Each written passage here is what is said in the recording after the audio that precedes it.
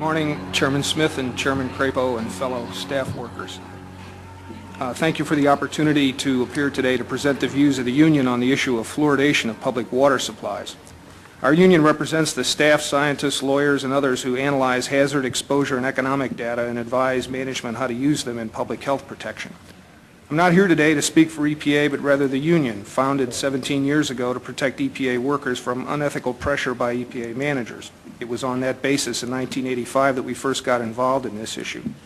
In 1997, we voted to oppose fluoridation, and our opposition has grown stronger as more adverse data on the practice has come in. In the interest of time, let me state our recommendations first.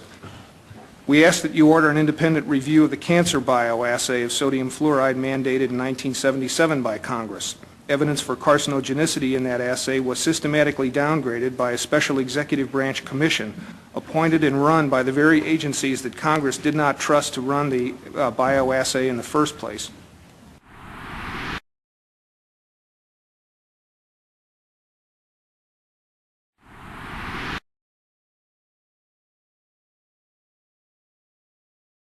That action saved fluoridation temporarily.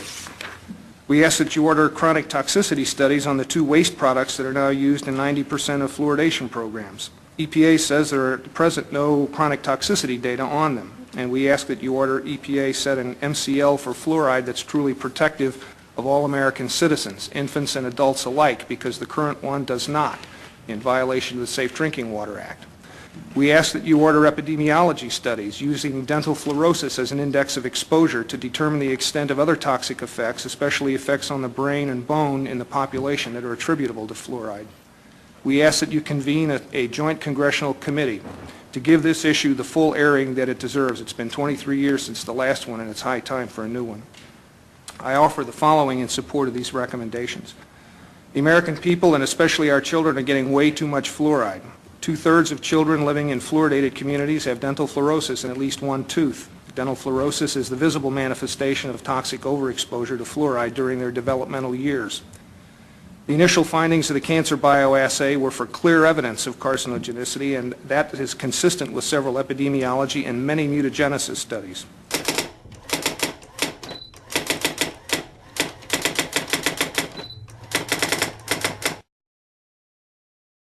The protected pollutant status that fluoride enjoys within EPA and other federal establishments is remarkable, as the charts over here show.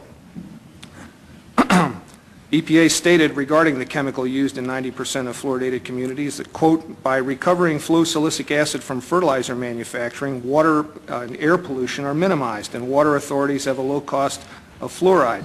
In other words, EPA's solution to pollution by this waste product is dilution, as long as it's not dumped into rivers and lakes, but rather directly into drinking water systems.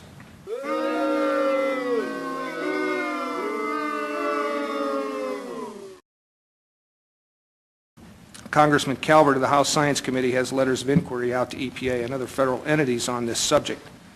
The 1983 report of a Surgeon General's panel on fluoride to EPA was altered without consultation or notification of the panel members, so as to help EPA justify an outrageous set of drinking water standards promulgated in 1986.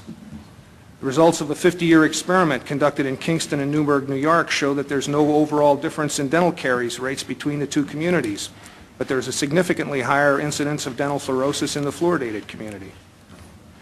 Since 1994, there have been 6 studies that show adverse effects of fluoride on the brain, even at the so-called optimum level of 1 part per million.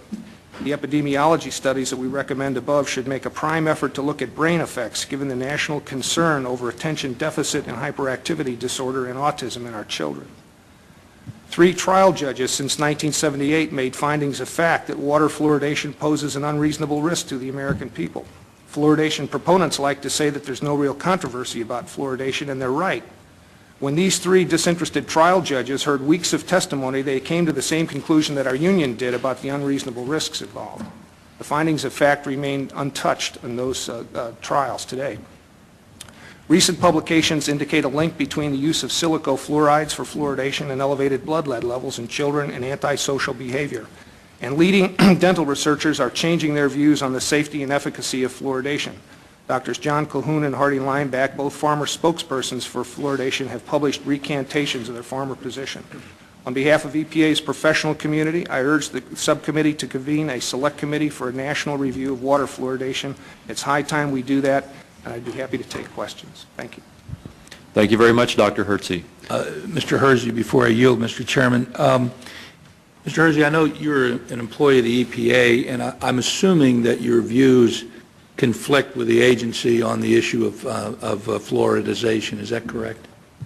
Given the fact that EPA has set the maximum contaminant level as indicated on the chart at 4,000 parts per billion, and the so-called optimum level is 1,000 parts per billion, one could assume that. A citizen inquired of Congressman Bob Young to ask EPA about the American Dental Association listing EPA as an endorser of fluoridation. The then Assistant Administrator for Water, Bob Perciasepi, wrote back to Congressman Young and said that EPA had asked ADA to take EPA's name off the lists of endorsers of fluoridation. So it's a wash. EPA, I think, is playing the good federal soldier in supporting this program that's been a federal mandate more or less for 50 years, but officially it's not on the list of endorsers. You cited several studies which were very interesting. I saw them in your statement. What kind of are these basically independent studies with no peer review, or has there been sufficient peer review to give these studies more credibility or not? Now, the ones that are of most concern to us are the peer-reviewed studies that have appeared in neurotoxicology and teratology and brain research in 1995 through 1998. The work of Phyllis Mullinex, for instance, indicated that when rats were dosed, pregnant dams were dosed with fluoride, that would result in serum levels in the brain of the pregnant dams that mimic serum levels in human beings drinking water at that maximum contaminant level. The dams gave birth to pups that were hyperactive, born hyperactive, and remained hyperactive throughout their life. Huh? The dams gave birth to pups that were hyperactive, born hyperactive, and remained hyperactive throughout their life.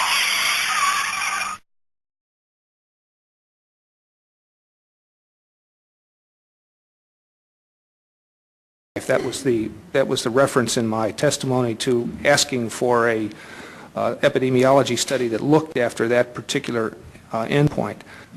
Also in that same journal in 1998, a group of Chinese workers published the results of some research in which they gave basically the same doses that the Mullinex group did, and indicated that there was a depletion of certain critical chemicals in the brain, basically lipids that constitute the neuronal membrane, that could explain on a mechanistic basis the outcome of the Mullinex study. Then in brain research in 1998, a group of researchers, which included an EPA scientist, found that at 1 part per million, sodium fluoride resulted in changes in the cerebrovasculature in the test animals and also kidney damage. Mr. Olson, do you share the concerns expressed by Dr. Hersey on fluoride?